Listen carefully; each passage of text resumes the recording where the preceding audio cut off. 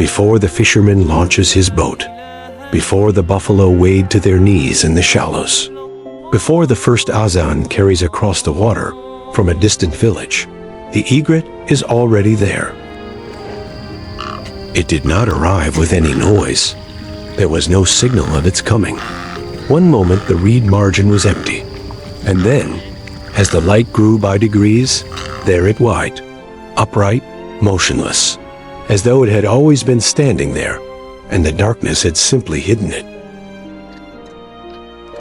This is how the great egret announces itself in Pakistan, not with drama, not with color or call or the rush of wings.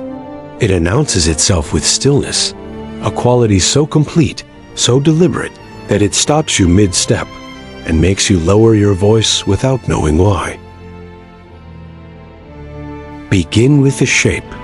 The great egret is built around a single design principle, the patient capture of fish in shallow water. Every proportion of its body, every curve, every length, every angle, is an answer to that one problem, arrived at over 50 million years of refinement. And the result, entirely by accident of function, is one of the most beautiful silhouettes in the natural world. The neck is where you start. At rest, it folds into a deep S-curve, compressed energy, coiled patience. In flight, it draws back against the body, and in the moment of the strike, it releases with a mechanical precision that the eye cannot follow. A spring that took 40 minutes of stillness to load, discharged in a fraction of a second. The egret's greatest weapon is not its bill. It is time. While other birds chase, dive, exhaust themselves in pursuit, the egret spends nothing. It stands at the edge of Pakistan's wetlands, in the reed margins of Sindh's lakes, in the shallow bends of Punjab's canals, in the quiet backwaters of the Punjab rivers, and it waits. But this is not passive waiting. Every sense is live. The golden eye tracks movement beneath the surface. The neck is primed. The whole bird is a loaded mechanism dressed in white feathers, wearing the mask of perfect calm. The neck releases. In a fraction of a second, visible only in slow motion, the bill enters the water and closes. Then the bird resets, still again, calm again, as though nothing happened, as though it has always been standing there and always will be. And then it flies, and the bird transforms entirely. The stillness disappears. What replaces it is slow motion authority, wings spanning nearly 6 feet, arcing with deep, unhurried strokes. The neck folds back. The dark legs trail behind like 2 strokes of a calligrapher's pen. It does not flap the way smaller birds flap. It rose, pulling through the air with a rhythm that seems almost geological in its steadiness. Watch a great egret in flight at golden hour, the white wings catching the last light, the wetland reflecting it back, and you understand immediately why this bird has appeared in the poetry, the painting, and the imagination of every culture that has ever lived beside water.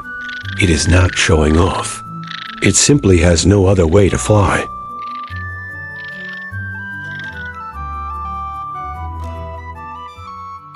But beneath the elegance, there is this. 2 great egrets, airborne, and neither willing to yield. What begins at the water's edge as a slow, deliberate walk. Plumes raised, neck lowered, a warning written in posture, has escalated into something the wetland rarely witnesses.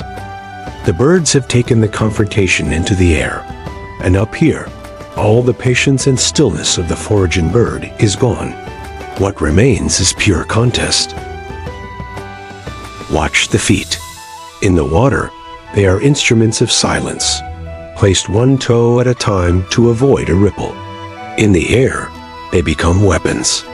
The birds reach for each other with those long, dark legs, grappling, each trying to force the other down. The wings, the same wings that cross the wetland in 6-foot arcs of slow authority, now beat hard and fast, holding altitude while simultaneously striking. It is loud, it is ungainly.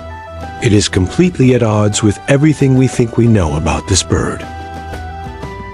This is a fight over something worth fighting for. A foraging patch, a nesting position, a stretch of shallow water that holds fish, that holds life, and that only one bird can fully own. The great egret does not share what it has claimed. Not without a fight. Not without making the cost of taking it felt in the air, in the feathers, in the bone.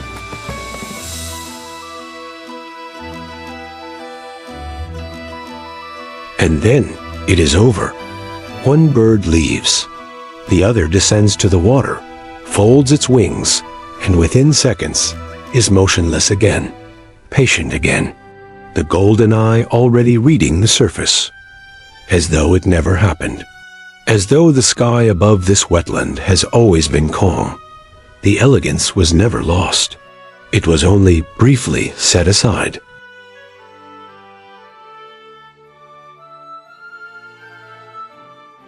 There is a line that runs through Sindhi poetry and Punjabi folk song and the imagery of Urdu verse, with a white heron at the waters. Edge stands for something the poet cannot say directly: patience, purity, the thing that remains when everything unnecessary has been stripped away. The great egret has been standing at Pakistan's water's edge since long before there was a Pakistan. It was here before the canals were dug, before the barrages were built, before any of our names for these rivers existed. It does not need us to find it beautiful, but we do. We always have.